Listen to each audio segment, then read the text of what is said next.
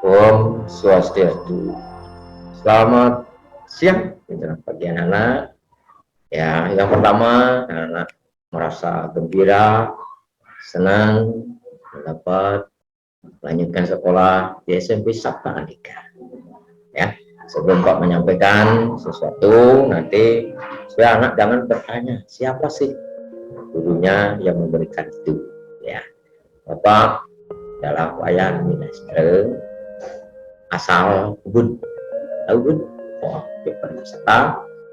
Ya, setelah itu mantan jadi guru SMP 7. Sekarang Pak sudah pensiun ya, tapi Pak sekarang tetap di SMP Sabta Andika. Itu nanti bidang studi yang Pak omong itu adalah agama. Itu nanti anak yang Bapak itu akan kalau tetap Pak akan ya. Nah, untuk hari ini Pak akan memperkenalkan lingkungan setelah anak tahu, nanti siapa tahu anak tahu dan seterusnya boleh ketemu dengan Bapak. Tapi alamat Bapak di sini di Denpasar secara masing ya. Nah, itu Pak siap akan melayani anak kalau banyak ya. Nah, sekarang materi yang Pak akan membawa adalah pengenalan lingkungan sekolah kita. Nah, perhatikan tulisannya ya, apa itu supaya anak apa itu dalam bertanya-tanya ya. Ini kerennya MPLS ya, masa pengenalan lingkungan sekolah. Nah, di sini nanti akan Pak perkenalan apa saja sih ada, bagaimana sih yang harus kita lakukan. Nah, di samping itu wilayahnya di mana sih. Nah, itu. Nah, ini di samping pengenalan lingkungan, nanti anak akan jelaskan apa sih nanti kita akan dikasih di SMP, yaitu tipe programnya apa, ada kegiatannya bagaimana, cara belajar bagaimana, dan tata tertib sekolah apa saja.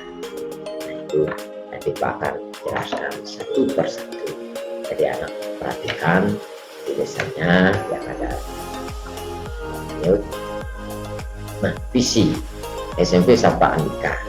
Apa visinya? Apa cita-citanya? Ya, apa tujuannya? Ya, anak juga gitu. Apa tujuannya saya ke SMP Sabta Andika? Ya, SMP Sabta Andika siapa sih itu? Nah, itu. Nah, sekarang Pak jelaskan dulu. Kok namanya tidak yang lain? Kok Sabta Andika? Kan gitu. Ada yang bertanya itu. Nah, ini ada secaranya khusus. Sabta Andika ini didirikan oleh guru-guru pegawai SMP 7, jumlahnya 77. Nah, itu. Nah, sekarang nama SMP-nya supaya jangan lepas dari SMP 7, makanya namanya tetap 7. Cuma bedanya kalau di SMP Sabta Andika namanya diambil dari Sanskerta. Kalau SMP 7 namanya dari bahasa Indonesia. Nah, sekarang terjemahnya apa? Sabta Andika. Sabta artinya 7, Andika artinya adik. Jadi SMP Sabta Andika adik SMP 7. Kenapa? Karena semua gurunya, pegawainya ya tetap ada di SMP Sabta Andika. Di samping itu ya juga SMP Sabta Andika mengangkat atau menerima guru-guru yang betul-betul ahli di bidangnya ya, ahli di bidangnya, maka supaya nanti bisa di dalam visi itu kan unggul dalam prestasi. Kalau tidak ahli yang mendidik, membina anak malah bisa ya. Nah, itu setelah itu berkarakter. Nah, berkarakter itu anak akan dibentuk etikanya, disiplinnya, kebiasaannya, yang dari dulunya anak di SD campur gini gitu ya, sering main-main. Kalau sudah di SMP harus dibentuk karakternya ya, rasa hormatnya, rasa tanggung jawabnya itu ya, karena sudah anak-anak sudah mulai mandiri. Nah, itu mempunyai sifat kreatif, produktif. Kreatif itu harus melakukan sesuatu yang ada gunanya, yang produktif supaya berfungsi nanti. Anak tamat SMP umpamanya kalau tidak bisa melanjutkan udah bisa bekerja gitu. Nah itu maksudnya. Setelah itu ya peduli dengan lingkungan. Maksudnya apa? Jadi anak ada di SMP Sabta ini, lingkungannya anak harus rawat bersama-sama, karena SMP atau sekolah ini anggap adalah rumah kedua, ya, rumah kedua. Maka siapa yang merawat? Ya keluarga, sekolah, siapa aja? Gurunya, pegawainya, siswanya, ya. Nah itu, maka dari itu inilah supaya betul-betul nanti anak bisa unggul di dalam prestasi.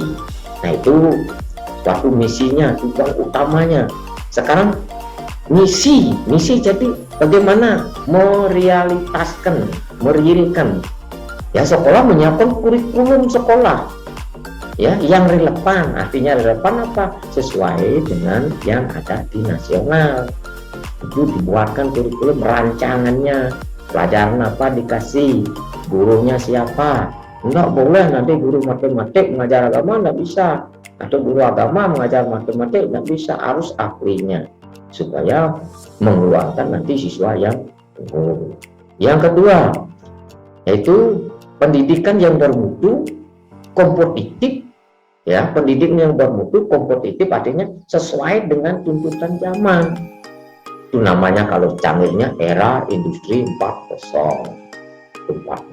Itu kalau anak betul-betul ya mau taat pada visi dan misi sekolah kita, nanti anak begitu anak keluar unggul, ya. Jadi menguasai teknologi karena sudah apa?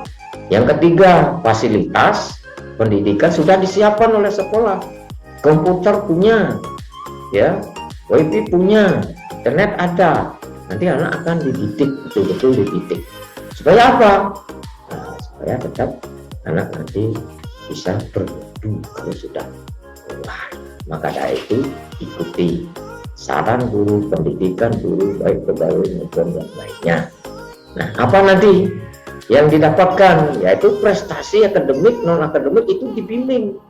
Anak yang punya kepintaran akademik, senang membaca, senang menulis, senang lomba fisika, lomba kimia dan seterusnya, dapat juara, itu hebat, ya. Itu sebagai landasan nanti anak akan menuju sekolah yang lebih baik. Kakak kelas anak coba tanyakan berapa sih yang dapat di SMA yang ada di Bedugul.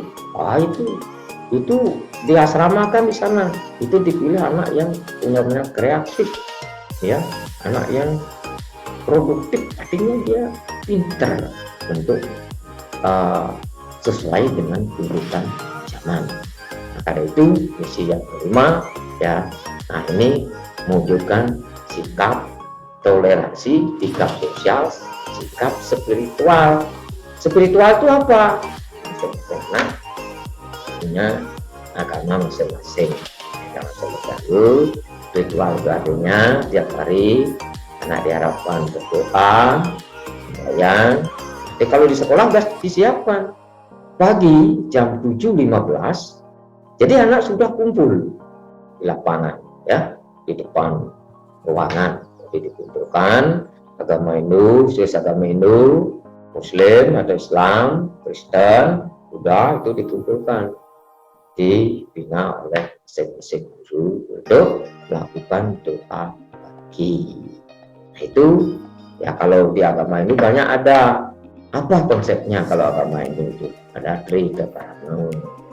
Jadi bagaimana berhubung dengan manusia, bagaimana berhubung dengan alam, bagaimana berhubung dengan Tuhan. Agama lain juga gitu, ya. Jadi bagaimana sama teman-teman, bagaimana sama lingkungannya, ya rawat lingkungannya. Ada kebun, ya, disiram dia, ya, bila perlu dibawaan pupuk dia, kasih makan supaya dia memperlihatkan suatu keinginan di desanya. Lanjut. Nah sekarang program sekolah, program apa saja? Nah ini kalau Pak jelaskan nanti kekurangan waktu nanti, ya. Jadi programnya Pak bagi ya kelompok aja, ini kelompok kecil. Program kalau agama, jadi kan semua agama ada, Hindu ada, Islam ada, Kristen ada, malahan Buddha ada, ya. Maka semua punya programnya masing-masing.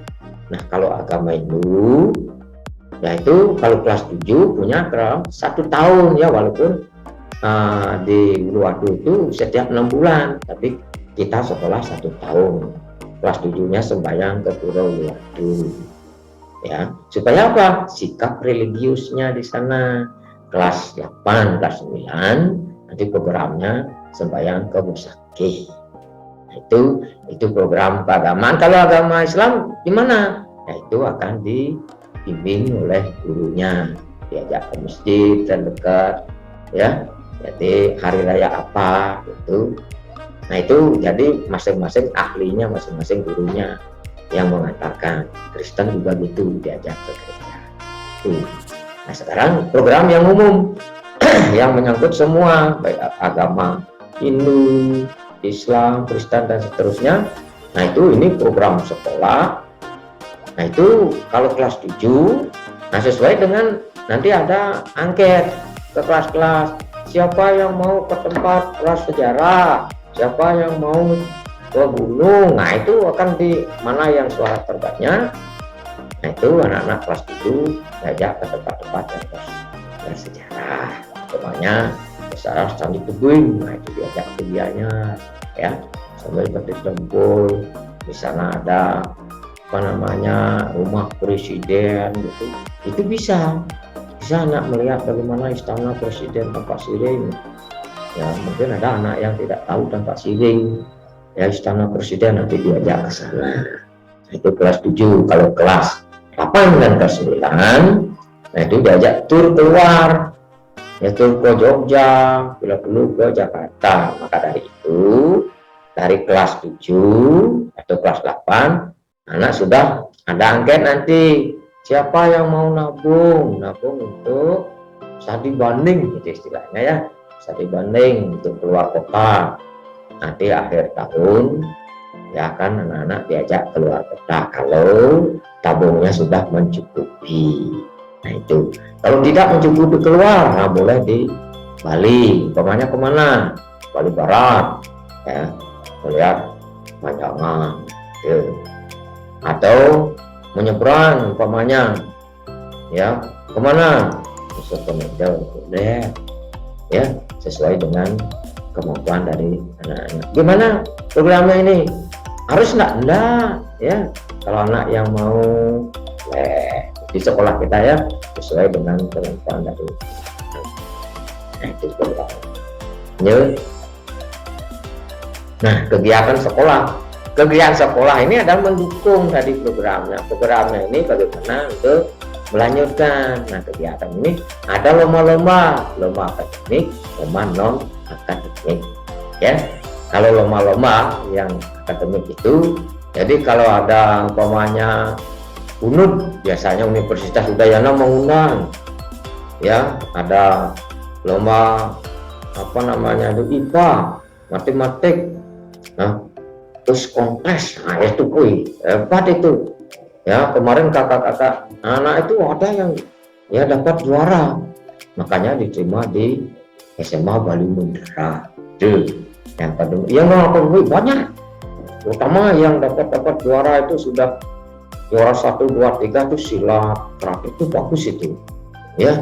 Melukis juga ada, tari juga ada, ya. Kenapa? Karena dibina oleh guru-guru yang betul-betul profesi.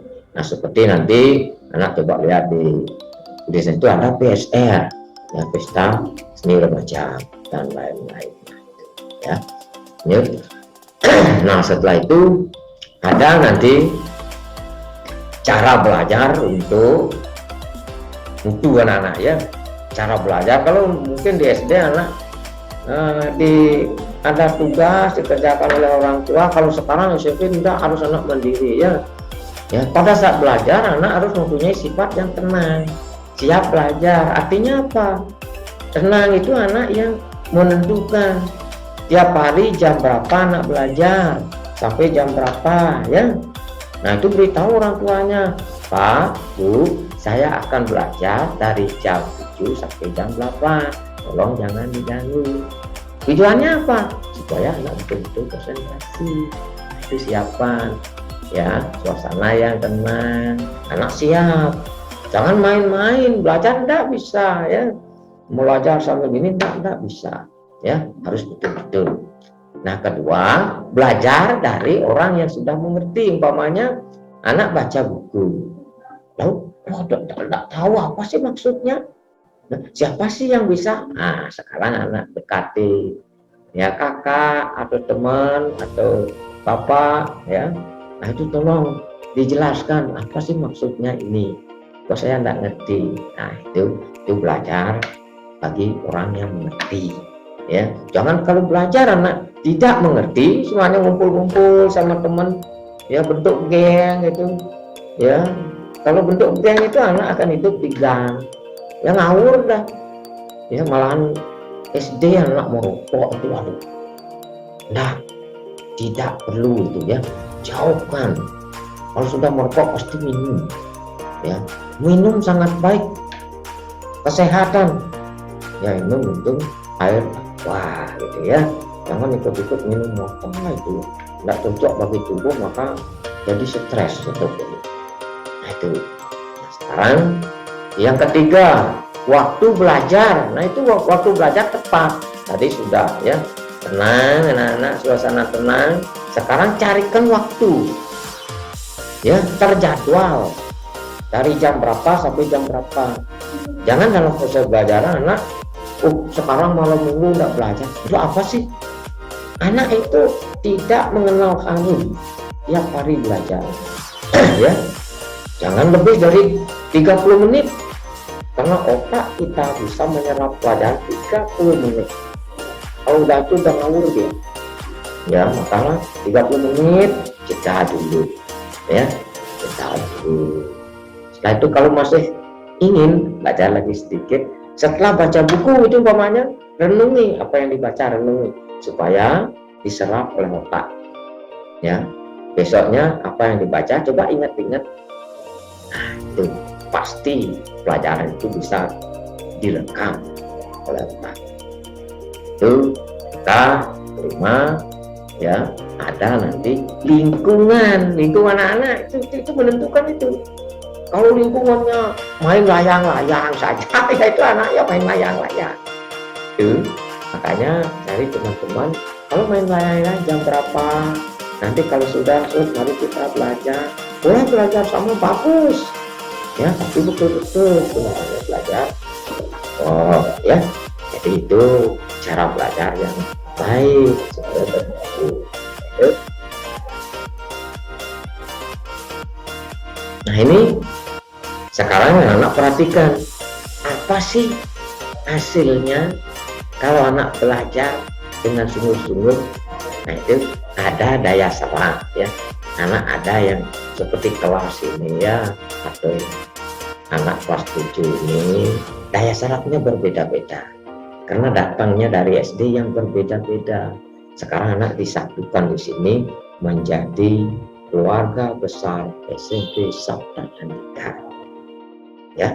Nah, sekarang ada 3 daya serap otak kita, yaitu pembawaan. Ada anak yang ngerti dia setelah membaca, mendengar, ngerti dia, hafal dia. Kalau ditanya lagi bisa dia jawab. Nah, kalau bahasa kerennya itu visual namanya. Otaknya ini anak ini visual ya. Setelah dia baca, sudah itu dia mendengarkan, pintar dia. Apa dia kasih pertanyaan bisa jawab. Nah, itu ada anak yang itu. Makanya di kelas nanti banyak ya anak-anak ya. Banyak ada yang di bangku digitu kan. Di SMP Sabda Andika sudah disiapkan. Siapa yang tangannya tidak diam-diam, gitu aja. Nanti dipanggil, oh, kamu ikut ekstra menabung ya. Kalau ada yang tidak pernah diam, ngomong aja, oh kamu ikut ekstra apa, menyanyi gitu. Udah tuh kakinya tidak pernah diam, oh kamu ikut ekstra atletik. Udah itu sering temannya dibangun gini aja supaya tersalur ikut karate gitu kan. Nah, Tuh, jadi macam-macam. Yang kedua yang di bawahnya itu ada anak yang mendengarkan cerita orang lain, dia bisa ngerti. Kalau membaca dia tidak ngerti, ya, mau mendengarkan ya dari orang lain. Makanya ada anak yang ngambil buku dia, tapi dia muter radio, kan ada gitu, ada, ya. Nah, sambil ngambil buku dia dengarkan TV gitu, tapi matanya lagi ke buku, lagi ke TV, tapi dia ngerti. Ada yang gitu, aduh teori, ya. Nah, itu berbeda-beda ya, itu. Makanya sama dengan, kan ada anak yang makan sambil cerita, ada. Sebenarnya enggak boleh. Kalau nanti belajar sambil tidur enggak boleh, ya. Dia otaknya enggak. Yang ketiga, nah itu ada yang mengerti melihat orang bercerita, atau anak nonton sinetron gitu, ngerti jadinya, ya. Atau beri contoh film itu dan sebagainya. Maka dari itu anak semua sebenarnya punya HP dan seterusnya, carilah cerita contoh yang ada kaitannya dengan proses pembelajaran, ya. Nah, sekarang tata tertib. Untuk apa tata tertib? Ya, mungkin anak di sekolah udah tahu itu untuk apa tata tertib, supaya disiplin, supaya teratur, punya tanggung jawab. Ya, semua di rumah ada tata tertib, di sekolah ada, di jalan ada tata tertib. Nah, contohnya kalau di jalan tata tertib malah tidak ada yang nunggu, tapi anak sudah tahu tata tertib apa, lampu umpamanya di jalan, taat itu. Kalau merah, diam, kuning hati-hati, hijau. Bagaimana kalau hijau kita jalan, apa merah kita jalan, itu tabrak. Ya, yang juga jalan anak harus di sebelah kiri. Itu kalau di umum. Sekarang khusus kalau di sekolah, apa gunanya? Nah, itu ada beberapa komponennya, ya. Tata tertib itu ada komponennya. Anak harus tertib dan disiplin. Satu, anak di sekolah sudah harus di sekolah 7.15. Untuk apa? Nah, tadi udah saya jelaskan di atas. Untuk kita doa bersama, itu ya. Nah, sekarang datang ke sekolah boleh bebas pakaiannya? Enggak. Sekolah mempunyai ciri-ciri khusus. Tata tertib sekolah, pakaian di samping rapi harus sama. Kenapa harus sama? Kostum. Supaya apa? Karena kita di dalam satu sekolah itu kita punya tujuan sama, itu maksudnya. Kalau bebas umpamanya ya kesualaian aja, ya jangan sekolah. Kesualaian itu kan tidak sama tujuannya. Ya, kesualaian ada mau beli susu, ada mau beli permen, ada mau beli pulpen, itu kan tidak sama. Ya, makanya kalau kesualaian boleh pakaiannya ya sembarangan, apa saja senang. Tapi kalau ke sekolah ada tata tertibnya, ya pakaiannya seragam, ya, karena tujuannya satu. Nah itu ya, sekarang ada tuntutannya bagaimana supaya kita disayangi di sekolah, di rumah. Nah itu ada istilahnya 5S, ya, sapa, senyum, salam, sopan, sapa. Ya, bagaimana anak-anak kalau sudah itu menyapa teman, menyapa komponen sekolah, ya, menyapa sekolah. Kalau guru, selamat pagi Bu Guru, selamat pagi Pak Guru, gitu. Senyum. Sekarang tidak kelihatan senyumnya karena pakai masker, ya. Wajib itu pakai masker, itu wajib. Salam nggak boleh, ambil tangan gini nggak boleh, hanya pakai, ya. Ya, sopan santun sopan. Nah ini tadi sopan, pakaiannya rapi, santun cara ngomongnya, cara jalannya. Kalau ngomong dengan guru jangan dipandang mata guru, ya. Kalau sama teman juga gitu, ya. Maka inilah namanya siswa yang berkarakter, ya. Nah itu lanjut. Nah sekarang komponen tata tertib. Nah itu anak-anak tahu, ya. Tata tertibnya itu anak-anak yang pikir datangnya lebih pagi jam 7, bukan, ya itu tanggung jawab itu, ya belajar itu. Jangan nanti saya di rumah tidak pernah disuruh nyapu oleh orang tua saya, jangan, nggak bisa.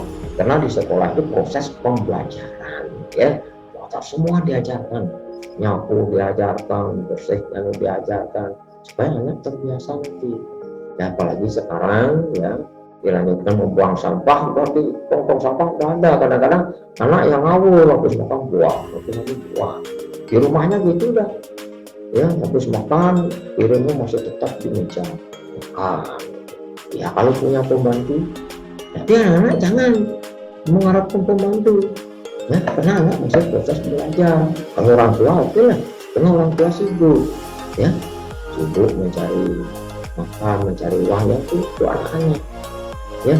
Nah untuk itu zaman ini, zaman COVID itu tetap protokol kesehatan ya. Makanya kalau proses ini anak lihat di TV atau di itu diperhatikan ya. Kalau keluar pakai masker, berarti cuci tangan, udah semua pintar untuk biasakan. Ini namanya kebiasaan, ini karakter. Jangan selalu ngobrol berbanyak itu dengan orang lain, tidak tahu mungkin ya. Nah itu tata tertib yang harus anak taati. Dengan demikian, jadi apa yang anak harapkan, apa yang jadi visi dan misi, unggul prestasi pasti bisa tercapai ya. Nah itu harapan Bapak. Nah sekarang ada tugas ya, nanti tugasnya nanti akan diketik apa yang anak harus kerjakan. Nah, anak kalau sudah mengerjakan tugas, anak bisa lulus apa MPLS atau tidak. Nanti kalau tidak lulus bisa mengulang nanti ya. Nanti Pak akan kasih tugas ya, tulis di kertas lembaran itu setor, nanti ada petunjuknya, setor tugas di minggu kan ya. Bisa itu ya. Yang dulu pagi 1.